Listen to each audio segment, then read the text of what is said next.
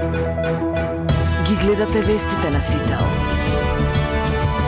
Во студиото со вас, Маријан Ников. Добро утро, вести во 8. Председателката Гордана Силјановска-Давкова вчера се обрати на 36-тиот самит на НАТО кој што се одржа во Анкара. Таа истакна дека шефовите на државите и влади на самитот испратиле силна порака за единство, солидарност и заедничка одговорност на сојузниците во справување со глобалните безбедносни предизвици. Осврнувајќи се на европската перспектива на Западен Балкан, врзано за регионалната стабилност, Силјановска-Давкова укажа дека принципите на еднаквост, солидарност и кредибилност кои се манифестираат во рамките на НАТО треба доследно да се пременуваат и во процесот на европската интеграција. Според неа, Обединета Европа не може да биде целосна без интеграција на регионот и крајно време е по 13 години да се откочи процесот на прием на нови членки.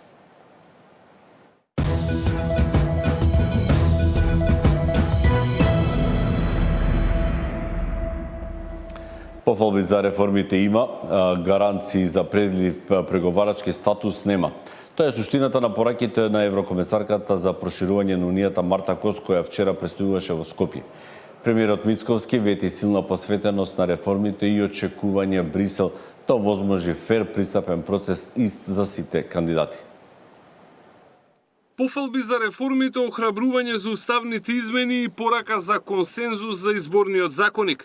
Еврокомесарката за проширување дојде во Скопје за да му честита на Мицковски за спроведените реформи, но и да го потсети дека без уставни измени напредокот останува ограничен. Навистина гледаме охрабрувачки напредок уште од почетокот на годината во реформската агенда и токму поради тоа сакаме да ја поздравиме зголемената посветеност на владата во напредувањето на оваа работа. Северна Македонија сега се наоѓа меѓу најдобрите изведувачи затоа што е усогласена со европските стандарди и затоа Северна Македонија се квалификуваше во групата на земји на кој што ќе дадеме дополнителни средства. Усвојувањето на договорените уставни измени останува неопходниот следен чекор за формално започнување на пристапните преговори и затоа уште еднаш ја охрабрувам владата да го започне процесот кој што наскоро може да донесе измени во уставот. Премиерот вети силна посветеност на реформите, изрази очекување дека Брисел ќе овозможи фер пристапен процес каков што имале сите кандидати до сега. Европската интеграција да остане процес кој се темели на јасни критериуми, на вредности, на исполнување на реформските обврски, а не процес кој ќе биде оптоварен со билатерални прашања што создаваат неизвестност и фрустрација кај македонските граѓани. Граѓаните со години покажуваат јасна определба за европската идеја. Во тој период беа донесени тешки одлуки, беа превземени сериозни обврски и беа направени значајни чекори со уверување дека секој исполнет критериум ќе биде вреднуван на објективен и предвидлив начин. Грејс периодот за реализација на реформите од планот за раст е продолжен до 15 јули, а за Македонија отворено прашање останува само изборниот законник кој опозицијата го блокира со 13.000 амандмани. Кос од Скопје побара од партиите да најдат консензус, а премиерот уште еднаш повтори дека неговата партија е подготвена да ги прифати сите конструктивни предлози на опозицијата. Договорете се вие во опозицијата, дајте ни текст и ние тој текст ќе го прифатиме, нормално со вклучени препораки на ОПСЕ и ОДИХР и гласање на диаспората. Еве, како тие ќе кажат, така ние ќе прифатиме. Само нека се усогласат. Еве, до денеска ние немаме се уште усогласен текст. Времето си одминува, средина на јули ќе дојде. Би било навистина штета да ги изгубиме тие средства, нешто повеќе од 4 милиони евра се. Со оглед на тоа дека спроведовте 90% од 10 реформи кои што требаше да се исполнат до 15 јули и тие последни 10% се секако изборниот законок кој што ќе биде усвоен. И тука ги повикувам сите страни за заеднички меѓупартиски консензус за да може да имаме 100% успех и се надам дека тоа ќе се случи. Уставните измени и натаму остануваат главната пречка на патот до Брисел. Кос вели дека нема начин на Македонија да и се обезбедат гаранции и дека за да се најде решение мора да се изгради доверба меѓу Скопје и Софија. Како да се направи тоа, Кос денеска немаше одговори.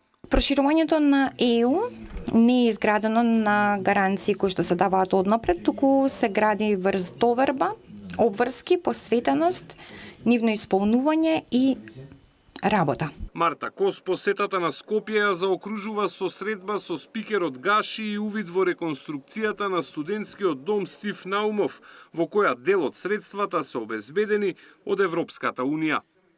Александар Спасовски, Сител телевизија.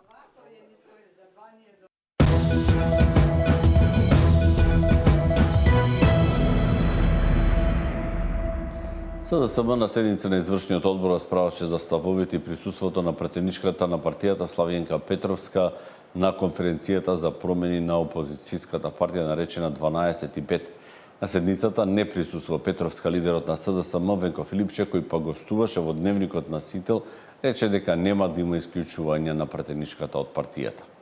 Вишиот тел на пратеничка Славенка Петровска, таа е дел по функција како пратеник од органите и телата на партијата и многу пати јавно го има искажувано својот став дека се потребни некакви промени во СДСМ. Каков ќе биде вашиот однос со неа? Останува дел од пратеничката група, имавте можност да разговарате, ќе ја повикате ли на практично тај не треба да повикате, треба да присуствува на состаноците. Сметам дека таму освен оваа група која што ги инициира тие работи, многу луѓе што извинете били излажени.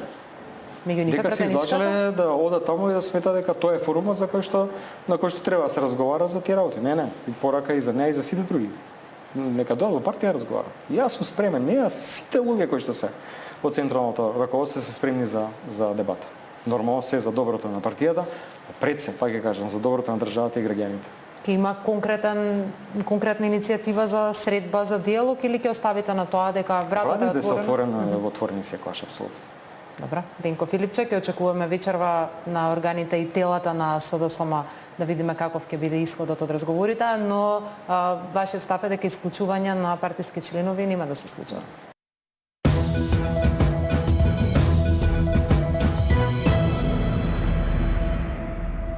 Кривични пријави против 4 малолетни лица и 5 мина родители поднесе МВР за случајот со меѓуврсничко насилство во Скопски аеродром.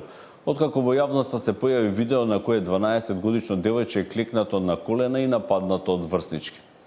Според МВР, случајот од 30 јуни е целосно расчистен. Нападот се случил во парк во аеродром, каде девојчето било физички нападнато од 2 малолетнички, додека други присутни малолетници го снимале настанот со мобилни телефони. До обвинителството е поднесена кривична пријава против 2 малолетнички поради основано сомнение за сторено кривично дело насилство. Пријава е поднесена и против еден малолетник за поттикнување и неовластено снимање, како и против уште еден малолетник за неовластено снимање. МВР поднесе пријави против 5 мина родители поради сомнение за сторено кривично дело за пуштање и малтретирање дете.